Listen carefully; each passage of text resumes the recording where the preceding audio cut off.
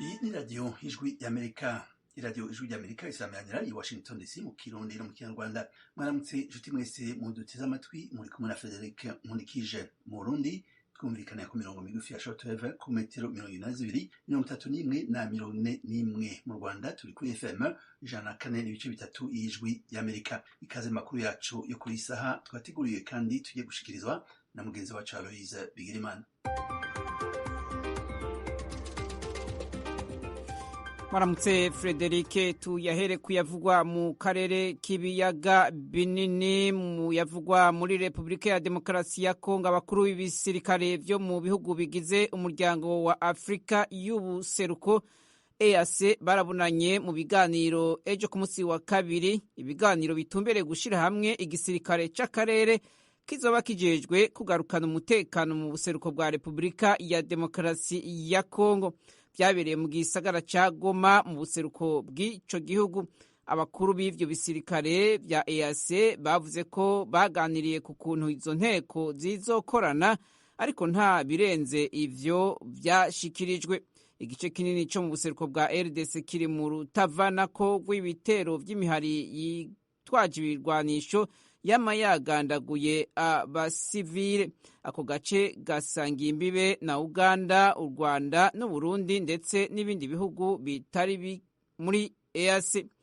Uganda iza yarungitseyo abasirikare kurwanya umuhari w'iterabwoba ADF ku butumire bwa leta ya Kongo. Abakuru b'ivyo bisirikare bavuze ko izi nteko zizofasha kurwanya mu buryo bwose bushoboka imihari yitwaje ibigwanisho mu buseruko bwa Republika ya Demokarasi ya Kongo. Ahandi havugwa inani z'abasirikare zigwanya iterabwoba ni mu karere ka Chad. Umugwi w'inteko zavuye muri Nigeria, Nigeri, Cameroon na Chad nyene wavuze ejo ku munsi wa kabiri ko wishe abajihadiste barenga 800 mu kiringo c'amezi 2 mu karere k'ikiyaga Chad. Ibihugu bine hamwe na Benin vyashize hamwe aba basirikare mu 2015 kugira bagwanye umuhari w'iterabwoba wa Boko Haram hamwe n'umuhari w'iterabwoba wa Leta ya Kisilamu gwanira mu karere ko mu burengero bwa Afrika. Urunani rw'abasirikare kandi rwavuze ko rwishe abajihadiste 805 hagati y'amatariki ya 28 z'ukwa gatatu na 4 z'ukwa gatandatu. Bavuga ko bishimira umwimbu wavuye muri ivyo bikorwa vya gisirikare. Abasirikare hafi 3,000 nibo bagize uruhara muri ivyo bitero kandi barafashe canke basambura imodokari 44, amapikipiki 22 hamwe n'inkoho mu bitero vyo bakoze ku butaka, mu mazi hamwe no mu kirere.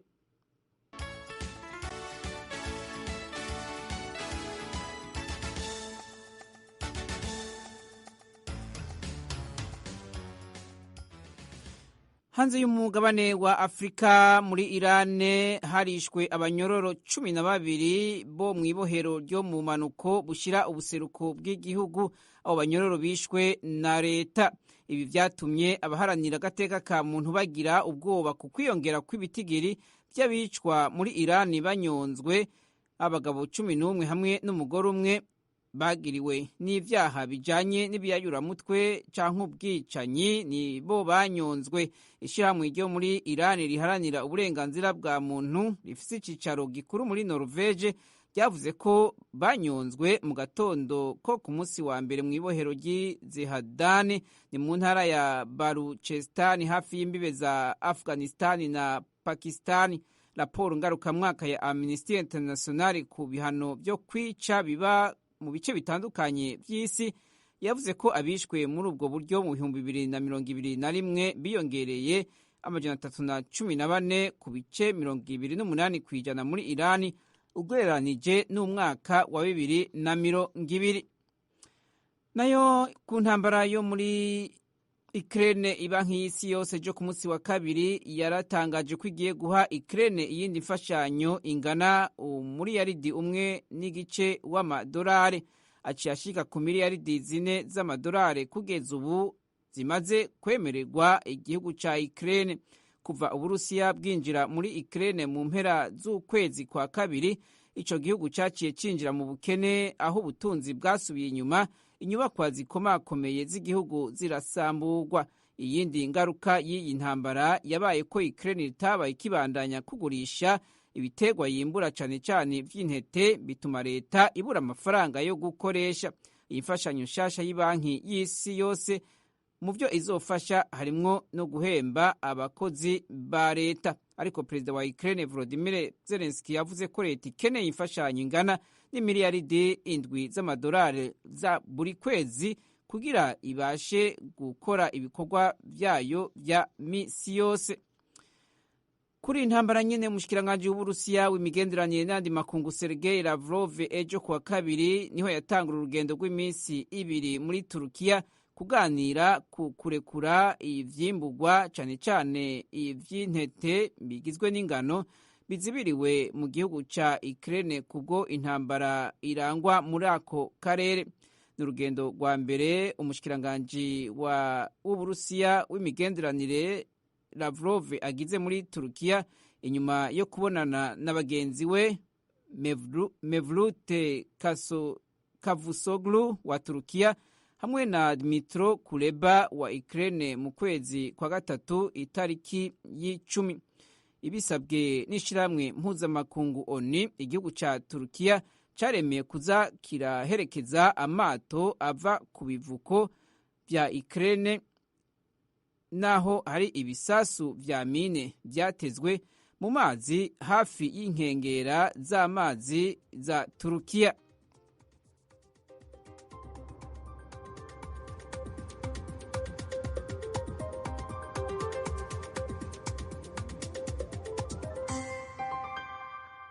Aloise Bigirimana, urakoze kuri aya makuru avugwa hirya no hino ku isi.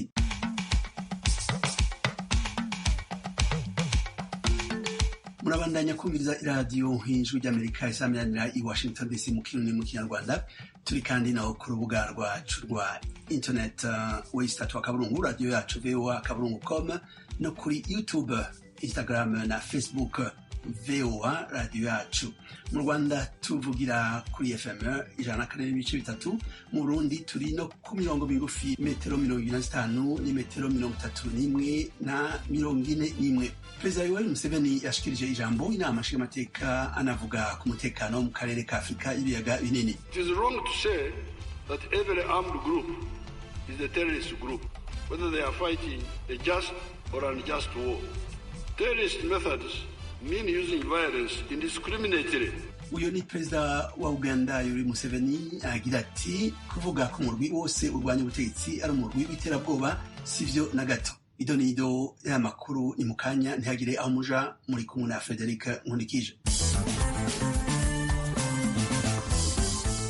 Amakuru yo mu karere tuyatanguriye muri Uganda.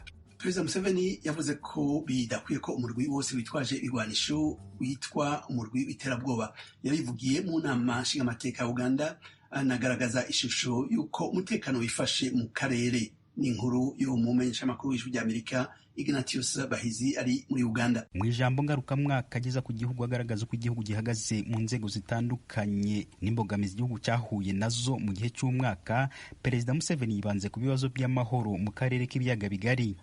Aha yashimangiye ko hari intambara zemewe n'izitemewe. Yatanze ingero nyinshi z'amateka muri Afurika y'intambara zifite ishingiro nk'intambara zo kwibohora zabaye muri Uganda, muri Sudani y'Epfo, muri Afurika y'Epfo n'ahandi. Avuga ko intambara nk'izo kimwe n'izo kurwanya amacyakubiri ari intambara zifite ishingiro. Some of the problems never get solved on account of mixing up three issues: armed conflicts for just causes, armed conflicts for reactionary aims, and the use of terrorist methods.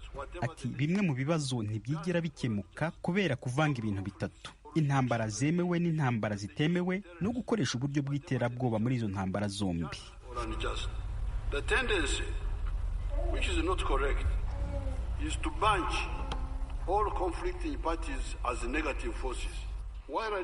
Imyumvire idakwiye ni ugushira izo ntambara zose mu gatebo kamwe. Nubwo ndashaka kuvuga ku gihugu runaka cya Afurika, ndashobora kubona ingero ebyiri navugaho nta bwoba. SPLA muri Sudani yarwanyije ubutegetsi bw'Arabu i Khartoum. Twamaze imyaka myinshi tuvugana na Bashir ko udashobora guhatira abirabura kuba Abarabu, ariko ntiyumva. ibyo byari nk'ibisazi. No muri Afurika y'Epfo aho abazungu bavugaga ko umunyafurika kavukira adakwiye kugira uburenganzira bwo gutora, igisubizo cyari intambara yemewe muri ibyo bibazo byombi. How do you resolve that madness? The answer was a just war in each of the above situations. Museveni yongeyeho ko muri Uganda hagati y'umwaka w'1971 hamwe na 1986 habaye intambara nyinshi zo kurwanya akarengane. Icyo gihe yavuze ko Uganda ari kimwe mu bihugu byari bifite abaturage benshi bahunga, yemeza ko bari nta banyagihugu bagihunga. Museveni kandi yasubiye ku kibazo cy'iterabwoba, asobanura icy'iterabwoba rivuze. It is wrong to say that every armed group is a terrorist group. Ati ntabwo bikwiye kuvuga ko buri mutwe witwaje intwaro ari umutwe w'iterabwoba, baba ari abarwana intambara yemewe cyangwa itemewe. Iterabwoba bivuze gukoresha urugomo mu buryo butavangura abarwana n'abatarwana, nko kugaba ibitero ku baturage batarwana, kwica imfungwa z'intambara cyangwa kuzica urubozo. Hano muri Uganda abarwanyi ba Joseph Kone ba LRA hamwe n'umutwe wa ADF bari barimo barwana intambara zitemewe kandi banakoresha iterabwoba, kuko bagiye bibasira abatari abarwanyi, ko gutwikira abaturage mu mazu yabo no kugaba ibitero mu mashuri aho gutera abarwanyi bagenzi babo. Nubwo ibihugu byinshi byanga kugirana ibiganiro by'amahoro n'imitwe y'iterabwoba, Museveni avuga ko kubwe yumva ko mu gihe imitwe nk'iyo igaragaje ubushake bwo kugira ibiganiro nayo yahabwa ayo mahirwe. Ibi Perezida Museveni abivuze mu gihe mu gihugu cy'igituranyi cya Repubulika ya Demokarasi ya Kongo hakomeje intambara hagati y'ingabo z'igihugu n'abarwanyi ba M23. Leta ya Kinshasa iherutse gutangaza ko umutwe wa M23 ari umutwe w'iterabwoba. Uwo mutwe ukavuga ko kimwe mu byo uharanira ari ugukuraho akarengane k'abakongomani bavuga ururimi rw'ikinyarwanda bahura nako muri icyo gihugu. Imiryango yo mu karere ndetse n'amahanga yashimangiye ko amakimbirane ari mu majyaruguru ya Kivu agomba gukemurwa binyuze mu biganiro by'amahoro. Museveni yavuze ko umuryango wa Afurika y'Uburasirazuba uyobowe na Perezida Uhuru Kenyatta wa Kenya wari wakemuye ibyo bibazo byo mu karere, ushyira imbere uburyo bukwiye bw'ibiganiro. Yavuze ko Uganda yiteguye gutanga umusanzu mu buryo bushoboka bwose kugira ngo ibyo bibazo bibonerwe ibisubizo. Museveni yanavuze ku ntambara yita ko zitemewe zirimo nk'intambara z'ubugizi bwa nabi, intambara z'abakoloni zo kwigarurira ibindi bihugu n'intambara z'ubushotoranyi. Atanga urugero ku mutwe wa ADF uvuga ko ushaka guhindura Uganda igihugu kigendera ku matwara ya Kisilamu. Iri jambo ngarukamwaka yarivugiye mu nteko ishinga amategeko abadepite batavuga rumwe n'ubutegetsi badahari. Babikoze nkana mu rwego rwo gushaka kugaragaza ko batishimiye ubutegetsi bwa Perezida Museveni, bashinja guverinoma ye gukandamiza abafite ibitekerezo bitandukanye n'ibye. Abayoboye inteko zishinga amategeko b'ibihugu by'u Rwanda na Sudani y'Epfo bitabiriye iyo nama.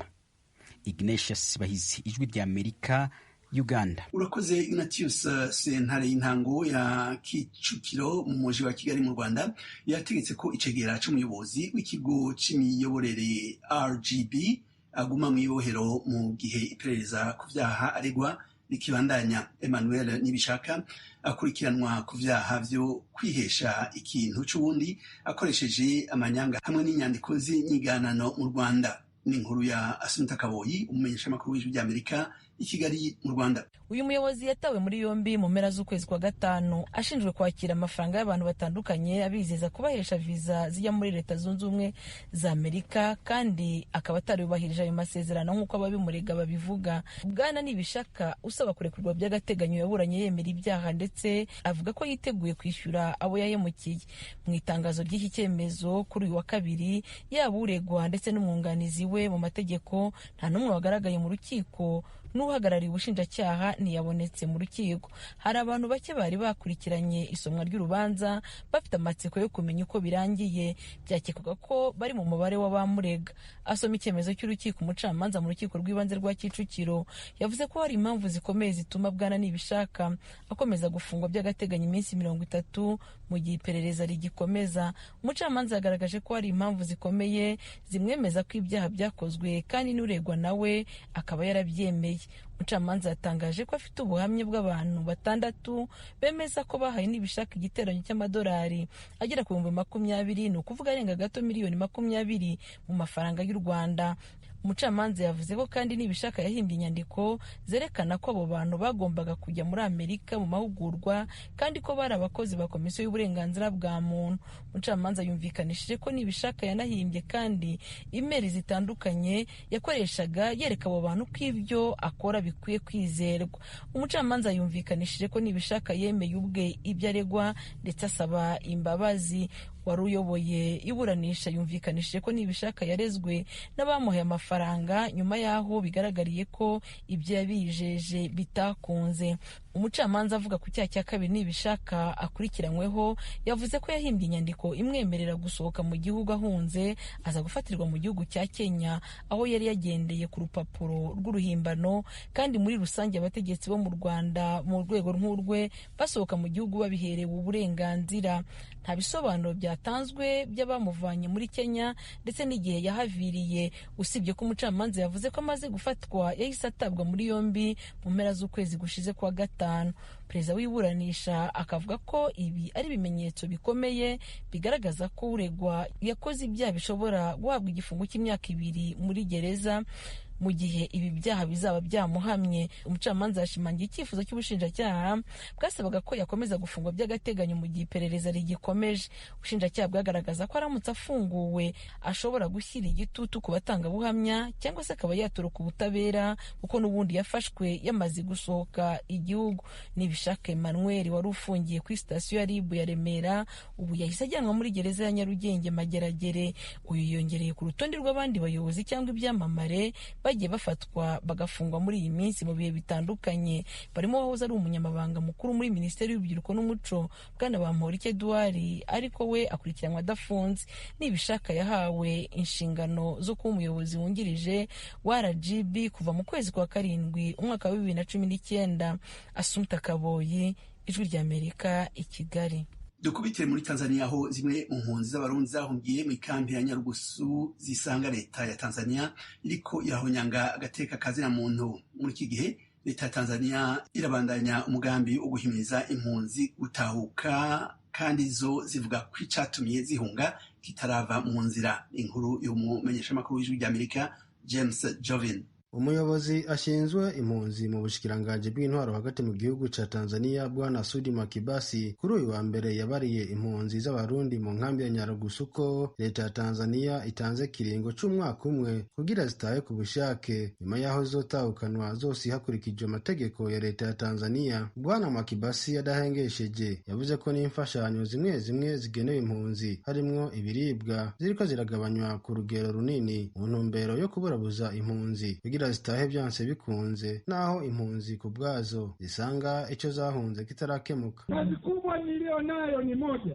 ikifanya mikuru pisa ni kimwe, kuwahamasisha kurejea kusudi msifikiwe na siku mbaya na ngumu ya kuondoka kwa lazima, kubahimiriza mutahe kugira ngo nimuze muhure n'ibihe bibi byo gutaha ku nguvu. Kwa sasa hakuna anayekubali mwishi kambini kuko kugera umunsi nta n'umwe yemera ko muba mw'ikambi, na ndiyo maana huduma zimeendelea kupungua ikiwemo chakula. Niyo mpamvu imfashanyo zimwe zibandanya zitabanuka harimo n'ifungurwa. Jiandikisheni muondoke kwa utaratibu, nimwiyandikishe muunguke ku rutonde. Zimwe mu mpunzi z'abarundi zahungiye mu nkambi ya Nyarugusu zisanga umugambi wa leta ya Tanzania uhimiriza impunzi zose gutaha byanse bikunze ari guhonyanga agateka kazina muntu, ni mu gihe buri umwe yahunze ukwiwe. Jewe ndiko ndaraba ku ruhande rw'iwanje ndavuga neza ndemeza neza ko ico nahunze kitaragirane kitarava mu nzira. Icyambere nk'ubuje nahunze mvuye Mutabira, maze kuva Mutabira baduhungura ku nguvu badutwara mu gihugu cy'u Burundi ngo amahoro yabonetse. Nta n'imyaka ingahe yaheze abongera baduha umuriro. Twahunze turiko turico turamererwa nabi gose, ariko nk'ubuje mushaka kumbwira yuko umuryango w'iwanje azongarukanira ko bavuga ko ivyo twahunze vyavuye mu nzira igihugu kirimo amahoro. Ubwa mbere ntibatubwira uko nyene. Jewe rero gusubira mu gihugu cy'u Burundi ni ikintu ntipfuza na gato kandi ntashaka. Mbega nk'ubunye ko rigize gatatu jewe mpunga, mushaka kumbwira ko hari andi mahoro yaje asumba ayo mwatubwira mbere? Ntikibaho rero. Kino ko numva umunsi ku munsi numva hari abapfuye, abanyanganijwe batazi yo bagiye. Jewe narahunze umutekano muke no guhohoterwa k'umuryango kuko baguma banyiruka kuko nanse kugenda mu migambwe yabo. Intumwa ya ambasade y'u Burundi mu ntara ya Kigoma bwana Yeremiya Bukenyeza we yabariye impunzi zo mu nkambi ya Nyarugusu ko atantambamyi n'imwe isigaye yobuza impunzi gutaha kubera amahoro yamaze kugaruka mu gihugu cy'u Burundi. Nta majambo ya diplomasi nkoresha, ndiko mbwira mwebwe bene wacu kugira ngo muve muri izi ngorane murimwo na jewe naciyemwo. Jewe ndiko ndavuga ndarabaye mu ikambi y'umuyobozi. Mwumve rero yuko ivyo ndababwira biva ku mutima. Mu Burundi hari amahoro, nimutahe muje mu ngo zanyu mukorere ingo zanyu. Umugambi wo gutahukana impunzi ku bushake bwazo watanguye kuva mu mwaka w'ibihumbi 2017 kuvubwa gushika ubu haramaze gutaha abarenga gato ibihumbi 100. Mu mpera z'umwaka w'ibihumbi 2020 leta ya Tanzania yari yafashe ingingo yo gutahukana impunzi zose ku nguvu, ariko uwo mugambi ntiyawushize mu ngiro. Naho biruko hafi impunzi ibihumbi 2,300 zaratahukanywe ku nguvu. Mu Burundi urunani rw'amashirahamwe y'abarimyi bikawa rusaba leta kuduza igiciro c'ico giterwa njabukamazi ku kiro kugira abarimyi ntibasubire gushorera umwimbu w'ikawa mu bihugu bihana urubibe n'Uburundi baciye mu kinywabi. Ivyo babishikirije inyuma yaho umwimbu urenga amatoni ibihumbi 25 ufatiwe ujanywe mu gihugu cy'u Rwanda. Ni inkuru yo mu menyeshamakuru w'ijwi ry'Amerika Pierre Cavera, niyo nkuru ari i Kigali mu Rwanda. Urunani rw'abarimyi b'ikawa mu Burundi Senake murimo w'isangi ruratera ivyatsi abashorera ikawa mu kinywabi mu bihugu bibanyi vy'u Burundi, ruvuga ko rwitandukanije nabo, yamara ruratahura neza igituma abo barimyi bashima kuyishorera mu makungu biciye mu nzira z'amagendo. Mu kiganiro yahaye abamenyeshamakuru i Bujumbura ku mugwa mukuru w'ubutunzi, Jean Pierre Nabomenyereye yasiguye ko igiciro gito bahabwa na leta arico gituma abarimyi bahitamwo iyo nzira. Mu bihugu duhana imbibe dufate Tanzania, Rwanda, aho tubona yuko ibiciro bisa n'ivyisunuye gato. Nk'u Rwanda amafaranga bashika ku 9,000 vy'ikawa itonoye. Muri Tanzania baragura ku mashiringi agera ku 7,500, mu gihe twebwe abarimyi mu Burundi ikiro cyaravuye ku 500 kigeze ku 800. Usanga tugira ku 4,000 ku kawa ishoka hanze. Turiteze yuko amahera ashobora kurenga ngaho akisununura. Mu gihe vyogenda uko turabona yuko atamurimyi yumvira gucisha ikawa mu buryo bwa forode. Urunani Senake murimo w'isangi rutangaje ivyo inyuma y'indwi zibiri inzego za leta zifashe amatoni arenga ibihumbi 25 y'ikawa yari igiye gushorerwa hanze mu gihugu c'u Rwanda. Umushikizamanza wa Repubulika mu ntara ya Kayanza ihana urubibe n'u Rwanda ari naho hafatiwe iyo kawa yashikirije ko abafatanywe uwo mwimbu bazoca bakurikiranwa n'ubutungane. Imbere yaho gato hari abarimyi 15 bo mu ntara ya Ngozi ihana urubibe na Kayanza co kimwe n'igihugu c'u Rwanda nabo nyene bari bafashwe bashoye ibiro birenga 500 mu gihugu c'u Rwanda. Abo baciriwe imyaka 5 yo gufungwa. Urunani rwa leta rujejwe guteza imbere no gukingira igiterwa c'ikawa ODK, Office pour le Développement du Café, rwego rubona ko abashorera ikawa hanze y'u Burundi mu kinywabi arabansi b'igihugu.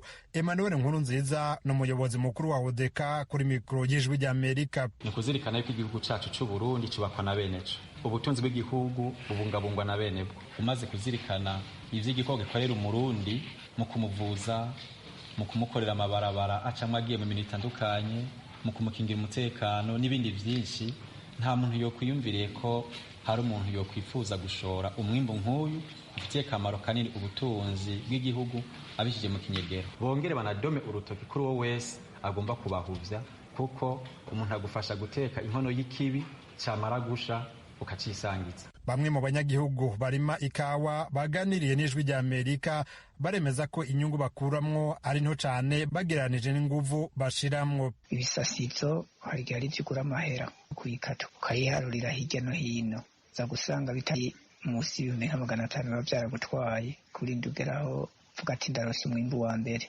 Ikiro c'ikawa aho kirushwa amahera n'igiterwa c'ibiharage. Benshi muri twebwe abarimyi hamwe bamaze kuza barazirandagura bazisubiriza ibitoke cama gatatu mu mwaka, ugasanga ku ngundi umuntu arakura igitabo kitari cyo kimwe ikawa. Urunani rw'abo barimyi rurafitiye umuti wotuma ataka wisubira gushorerwa hanze mu kinywabi. Rero navuze ni n'imiburiburi umurimyi rose 2,000 byotuma umurimyi abandanya ayirima ukuri kwamye, kuko twege nk'ubu je ndiko ndarima ikawa ndavye inguvu nshiramwo kugira ndonke kiya kilo kimwe k'ibiturumbwe nkoresha uburyo bwinshi cyane. Rero nkavuga nti n'imiburiburi bampaye ibirimye nk'uko nk'undi murimyi w'icenda juru n'uwahe unagwagwaruka rutifuza kwirima tubona ko bwoca ruyirima. Ubushikiranganji bw'uburimyi n'ubworozi bwatangaje ko bwafashe mu minwe ico kibazo. Mu itangazo yashize habona, umushikiranganji Deogide Rurema yizeza abarimyi ko igiciro c'ikawa kizogenda kiraduga uko umwaka utashe hafatiwe ku biciro biri ku isoko mpuzamakungu. Avuga kandi ko ico gitegwa citaweho ubu kuko casubiye mu minwe ya leta gikuwe mu minwe y'abikorera utwabo. Ahamagarira abajejwe intwaro n'abajejwe umutekano ku mipaka y'u Burundi yose gusubira kurikanura kugira ingendo yo kugurisha umwimbo mu bihugu bibanyi iranduranwe n'imizi. Pierre Claver Nkuru, Kigali, kubwijwi rya Amerika. Tubibutse inshuti mwese ko muriko murabandanya kumviriza iradiyo ijwi ry'Amerika isameranira i Washington DC mu Kirundi no mu Kinyarwanda. Ubu naho ni wa mwanya wo kubashikiriza ikiganiro Amerikana cerekeye vyaranze Leta z'Ubumwe za Amerika muri kahise hamwe no muri ibi bihe tugezemwo. Ikiganiro mwateguriwe kandi mushikirizwa na mugenzi wacu Thomas Kamirindi.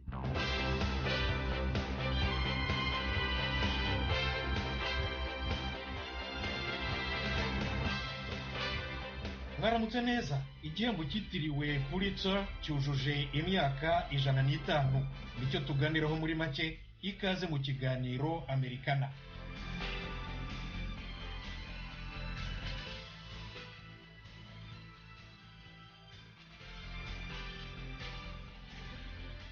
Joseph Pulitzer yavukiye mu gihugu cya Hongiriya mu 1847. Yimukiye muri Leta Zunze Ubumwe za Amerika mu 1864 afite imyaka 17. Yabanje kuba umusirikare mu ngabo z'igihugu, arwana mu ntambara yisubiranamo ry'abenegihugu Civil War yari yaratangiye mu 1861.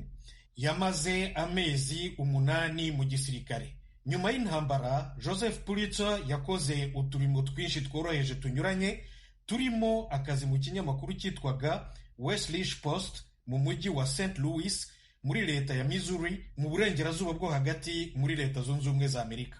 Yerekanye ubuhanga budasanzwe mu myandikire no mu gutara amakuru, by'umwihariko inkuru zicukumbuye.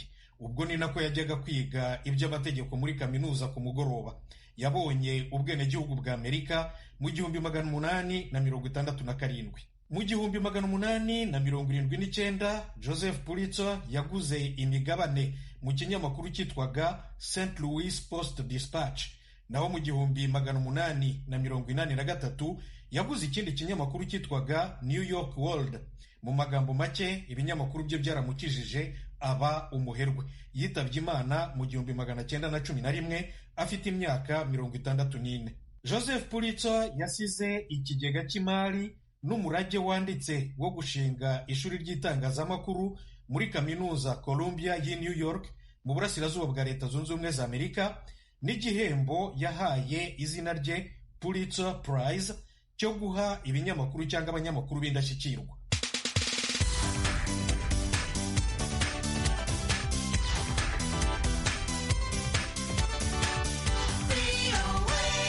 Ijwi rya Amerika. Kaminuza Columbia niyo icunga ikigega cy'igihembo Pulitzer, ni nayo itanga iki gihembo buri mwaka. Yagitanze bwa mbere mu kwa gatandatu 1917. Muri iki gihe, usibye abanyamakuru, gihabwa n'abantu batanze umusanzu ukomeye mu bwanditsi bw'ubuvanganzo no mu muziki w'injyana bita classique. Ugihawe afata amadolari 15,000 n'inyandiko yemeza ko yakibonye koko, cyangwa se umudari wa zahabu. Ariko ku banyamerika, igihembo Pulitzer gifite ishema rikomeye rimeze nk'igihembo cyitiriwe Nobel. Nshuti zacu, iki kiganiro Amerikana cy'uyu munsi nagihumurije. Mbashimiye ko mwagiteze amatwi. Mugire umunsi mwiza, umunsi w'amahoro. Mwari kumwe na Thomas Kamirindi. Murakarama. inshuti mwese mukunda radiyo ijwi ry'amerika ibiganiro twateguriye muri aka kanya bigarukiye ngaha. turashimiye bagenzi bacu bagize uruhara mu itegurwa ry'amakuru. turashimiye kandi na Dieudonné Cyubahiro yadufashe kwegeranya ibiganiro twateguriye. Eddie Rwema niwe yabihagarariye. turabashimiye namwe inshuti mwese mwadutiza amatwi.